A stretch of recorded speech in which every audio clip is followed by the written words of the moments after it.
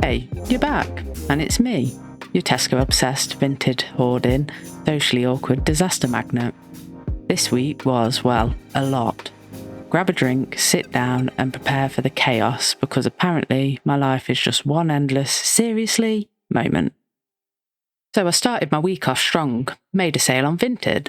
Big achievement, honestly. Probably the most productive thing I've done in months.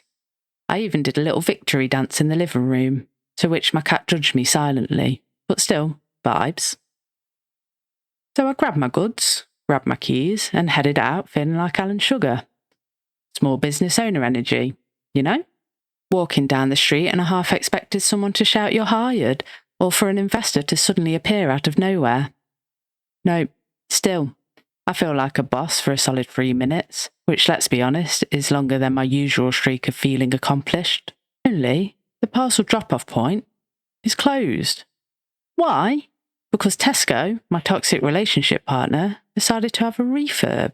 I know, I talk about Tesco a lot, and at this point I am considering attending Supermarkets Anonymous. Hi, my name's Amy, and it's been 0 days since my last Tesco trip. I can't go one day without needing something. A meal deal, a multi-packet of crisps, or just emotional stability from aisle 5. Anyways, back to the parcel. We've got 3 drop-off points in the area, right?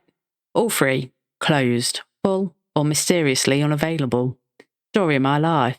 Universe said, "No, not today, love. Go home and think about your life choices." So I did. I got home, only to be greeted by her, you know, the nosy neighbour, is basically the unofficial CCTV of the street. Every time I come home, there she is, standing like a boss level I didn't agree to fight. Quick awkward chat, lots of fake smiles, and I bolted back inside like a feral cat avoiding eye contact. So yeah, that was my vintage ordeal for this week. Now let's fast forward a few days. I've got a doctor's appointment. Nothing serious, you know, just some antibiotics. The appointment was at 10 a.m, but obviously I didn't go straight to Tesco pharmacy after, because, and I quote, they never have it ready. So I thought I'd be clever. I'll go after work. By then, surely it's going to be ready, right? You'd think so anyway. Well, I walk up to Tesco for the second time, tell the pharmacist my name, and she gives me that look. You know, the one that says, "Who even are you?" She goes, "Do you normally get them from us?" I said, "Yes, since birth." She types away on a little computer and goes, "Doesn't look like we've had anything for you since August." Brilliant. Again, love that for me. Apparently I just stopped existing after summer. No prescription, no proof of life, just vibes. So I left empty-handed and emotionally fragile. Turns out the doctor hadn't even authorised it yet. Got it 2 days later because apparently antibiotics are now delivered on a pre-order basis. And honestly, can we talk about how ridiculous the whole prescription system is? Society today is all about speed and convenience. Everything's instant. Streaming, food deliveries, even dating apps. Not that I would know, I'm married, but anyways. But try to get a simple NHS prescription and suddenly it's a full-on mission. You book an appointment, wait ages to be seen, and then they send it to the pharmacy and somehow it still isn't ready when you arrive. Codes, NHS numbers, ID checks, maybe even a handwritten note from the Queen herself.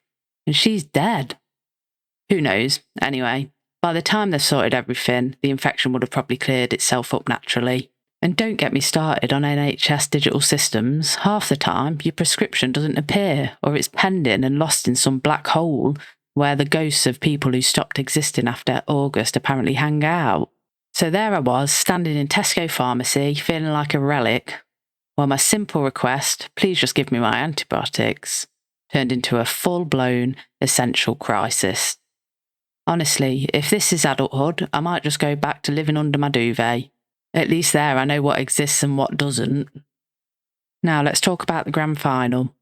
Picture this. It's raining, toddler in the back, and we're enjoying a peaceful drive through the countryside on our way to the farm.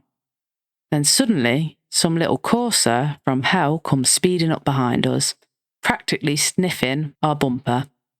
Next thing you know, she overtakes us on a bend in the rain. Brilliant. I mean, what could possibly go wrong? But here's the twist. She turns down the same road we're going to. Of course she does, because why wouldn't the universe arrange for us to end up side by side in a car park after that? At this point, my wife, God love her, is fuming. She's out of the car before I've even unbuckled my seatbelt, marching straight up towards the woman, and she says, "Be mindful next time overtaking on a corner in the rain." And I'm sat there sweating, wishing I could evaporate, like just poof, disappear into thin air, leave no trace, maybe even become one with the drizzle falling on the car park. Every nerve in my body is doing its own chaotic tap dance. My heart's auditioning for a drum line, and I'm mentally drafting an apology that could fill a small novel. The woman goes, "I'm a good driver, I could see." Oh, here we go. My wife replies calmly, "Yeah, but it's raining. It's a bend, and we have a child in the car."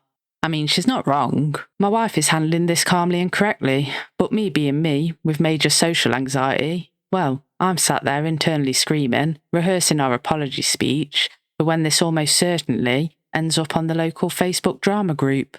Anyways, it somehow ended peacefully, and the lady walked away. But my anxiety, still circling that car park looking for an exit. So yeah, that was my week. A Vinted sale, a Tesco refurb, missing antibiotics, and a car chase no one asked for.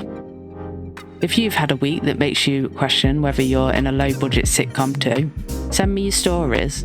The link's in my link tree. We can laugh, cry, or collectively curse Tesco together. Right, that's enough adulting for 1 week. I'll see you next time, or maybe at Tesco. Who knows?